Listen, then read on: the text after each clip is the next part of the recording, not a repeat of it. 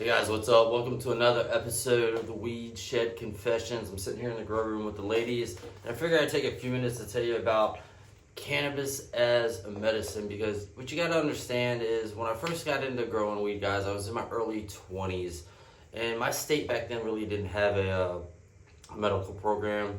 I mean, let's be real, there wasn't even a opioid epidemic going on yet, so it wasn't until I actually moved out to the West Coast and got to like California and Oregon, specifically Portland, Oregon, that I got a taste of, cannabis as medicine, or, the medical cards and whatnot. And I'm not going to lie to you guys, I thought it was a big joke. So, and what I mean by that is I just thought that saying I had my cannabis card was just another, excuse or reason for somebody just to be able to buy weed without the hassle and to get high. Like I really didn't look at cannabis as a medicine, because what you have to understand too, I was young. I would, in my early 20s, I would still consider myself a kid. I was naive. And when I first got into growing in my state, it was pure economics. So it was just way easier and cheaper for me to grow better weed than it was for me to go find, and consistently at that, find weed that wasn't as good as what I ended up growing. So it was just a money game. But when I got to the West Coast, it really did open my eyes a good bit. I actually retained the lawyer that was in High Times at the time to basically break down the laws and the way the OMMP, the Oregon Medical Marijuana Program, worked. And this is the structure for most states too, and it was the same in California, and it's probably going to be the same in your state when it goes legal, if it hasn't yet, for medical. But you had three people, and you would go down to social services to fill out the application, or go online for social services, and it was three people that were designated. It was the patient, the grower, and the caregiver. And it took me a little while to understand this too. And you have to realize too, I was looking at this from a pure business perspective. And the way that it worked out is the patient had to be the one to get the card. And then the patient had to designate his grower and his caregiver. Now the patient could be all three of those people, but it could also be three different people. And then you also had to label where your grow was, who your grower was, where the grow was, and then who your caregiver was. And the way it worked out is one patient could get 6 plants, 6 mature plants at the time, and then one grower could have up to 4 patients. So at max you were allowed, pretty much 24 plants. The caregiver, I didn't understand that. It took me a little while, but it clicked after a while. So the caregiver was like your delivery weed service. And like I said, I didn't realize, I wasn't looking at cannabis as a medicine then. And what the caregiver really was for, that role played, it was for people that couldn't go out, people that were disabled to the point it was hard for them to get weed. And so what it did is it opened up the door to a weed delivery service. And did I believe it at first? No. I just thought it was a great gimmick in order for people to grow weed. But slowly, the more that I saw, especially living in a city where there was a huge meth problem at the time, probably still is, and then the opioid epidemic started hitting, and then vets. A big thing was vets, like the war vets coming back, which was really weird for me too, because when I was a kid, if you said a war vet, I was thinking some old guy like my grandpa that was in World War II or the Korean War, or maybe Vietnam.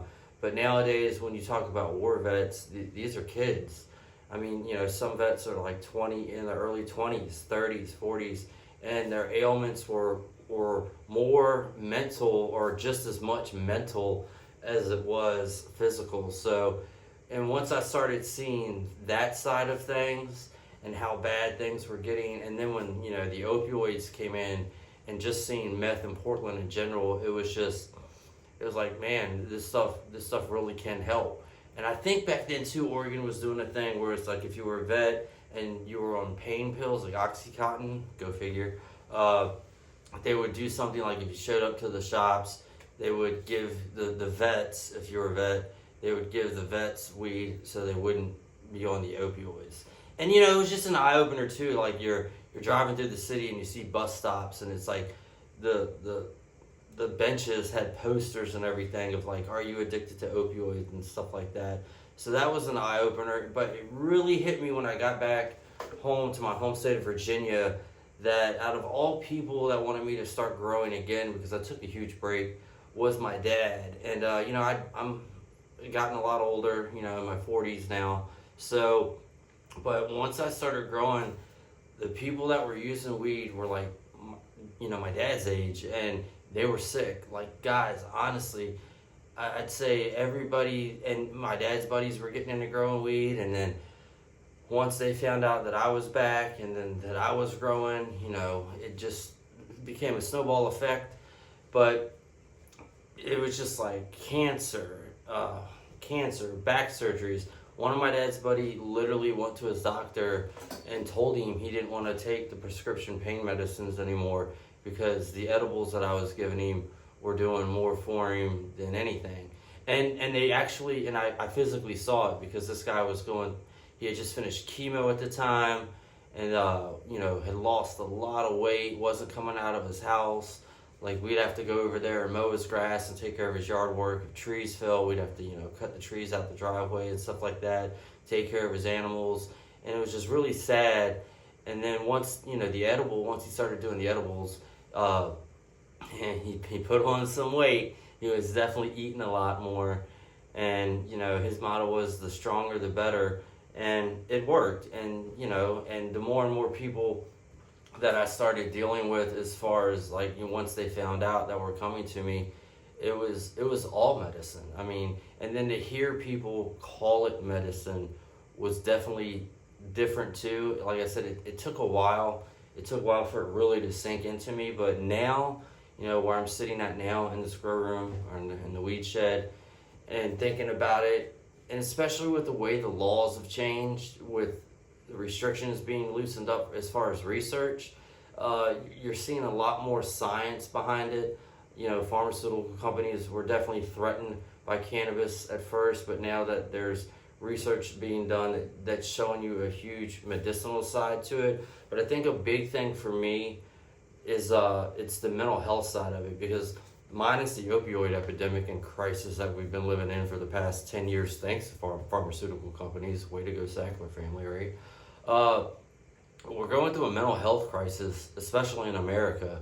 I mean, with depression, PTSD, and stuff like that. And you don't have to be a war vet to like suffer from PTSD, but just turning on the news, you can just see like people aren't vibing with society as a whole. If you look at society as a single organism, or just society as one person, they're not agreeing with everything and the way people are living, and sleep patterns, depression.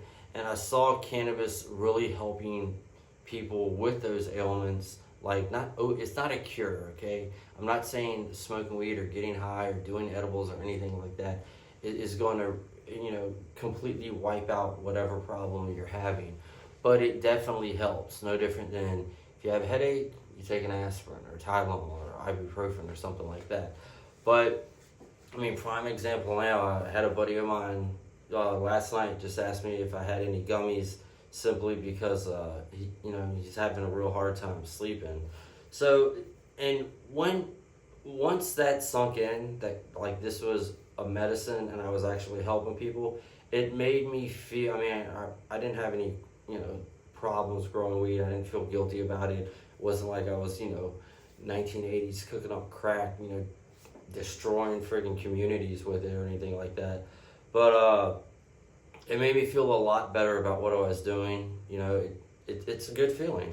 It's a good feeling when you can take somebody's pain away, be it mental or physical. So that's a plus too. But there's another side to it too as a grower, because there's a Japanese or Chinese word, I can't pronounce it, I don't know what it is. I'll find it and post it either on Instagram or the YouTube post too. But there's a therapy, okay, that comes from just sitting with your plants. And not just cannabis, guys. Like, literally, you'll definitely see jokes of, how often do you check on your plants? And it's like, like 10 times a day, or it's like 10% of the time you're sitting in your grow room like this. 10% is taking care of the plants, and the 90% is like you just sitting there staring at them. Hence, I'm not staring at them now because they're behind me, but I'm doing my videos in here. I like spending time in this room. It's a positive reinforcement. It's rewarding. And a buddy of mine actually just got into growing this year. He grew some autos outdoors. They should be about ready. They're probably on the same time frame as these. These aren't autos, they're photos. But he told me, he's like, dude, he goes, I think I enjoy growing more than I actually do smoking this stuff. He's like, it's so much fun. And he goes, you know, it's so rewarding in the sense that, you know, if something goes wrong and you figure out what's wrong and then you fix it, like you can see that, you know, you can see the results, not instantly, but, you know, within 24 hours, and just, you know, seeing the growth, you know, walking out there when the sun, you know, after the sun comes up, because he's growing outside, outdoors, and that, you know, the plant, I call it the plant boners when your leaves are like that. He calls it praying. You know, my plants are praying. And, you know, he's always sending me pictures. I have another guy that's a vet. He really suffers really bad from PTSD. Got him into growing. And it's the same thing. It's just, he's constantly taking care of the plant, guys. It's a hobby. And, you know, I always tell people, I was like, you know, some people need to get a fucking hobby. And it's true. And I think when it comes to gardening or growing cannabis, it's a great hobby.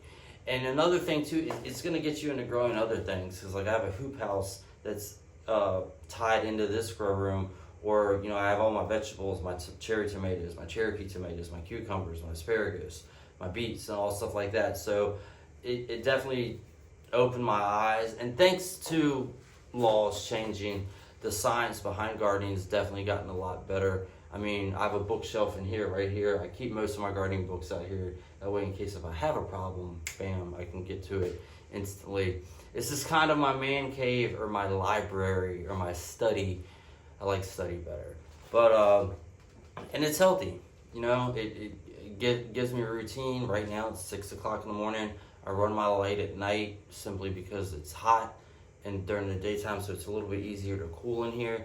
And since I just switched my my light schedule, not my schedule, but my spectrums, and cranked up my light a little bit, so it's throwing off a little bit more heat. But thankfully, I got AC in here, so that's a plus. But yeah, guys, cannabis is definitely a medicine, without a doubt, and it's totally understandable why pharmaceutical companies would want people doing it.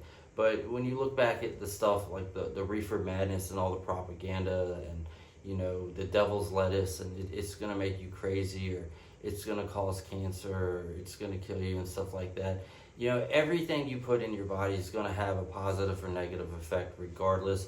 But overall, I think when you look at cannabis use, just use, even recreational use, I mean, just the social aspect and the culture that it creates is way healthier than the pharmaceutical aspect. I mean, when you look at mental health and pharmaceuticals right now, I don't think that's a healthy way of dealing with things. And I'm not saying that a pill doesn't help certain mental health ailments, but it's just, I think when you look at cannabis use, you know, on a recreational level or a medicinal level, it's social. You know, you're surrounding yourself with healthy people, in a healthy environment, and forming healthy relationships. And if you get into gardening, it's the same thing. You're gonna become that nerd, you know what I mean? Because this is definitely a balance between science and nature. It's a harmony, if you will. And, you know, we're making music here, and the result is, you know, the plants you see behind me, the trichomes, the smell. Like right now, this room, even though I'm running a carbon filter every morning when I open the door to come in here, just, I smell, not even like rubbing up against the plants. I walk out, go back inside the house, and I smell, but I don't care. It smells good to me, right? But yeah, so if you guys have any, you know, any stories you want to tell about as far as cannabis as medicine, what you're using it for, how it helps you, what strain helps you do what, because that's another thing. Certain strains are better for certain pains. That's a good slogan. I think I'm going to stick to that. Certain strains are better for certain pains. You know, be it headaches, PTSD, insomnia, you know, just chronic pain or stuff like that. It's, you know, that's why, and thanks to for the culture growing as much as it has, we have a variety. Like prime example, these are Wonka Z's, and when I smell these, This stuff smells really sweet. Not fruity, but sweet. As opposed to this is a jungle breath. So it's got a little bit more gas smell to it. And that's just the pheromones. But that's it, guys. Stay tuned. If you like listening to me rant on while I'm sitting here checking out my ladies, feel free to subscribe, check out the channel, and stay tuned for the next video. Peace, stay green, and keep growing.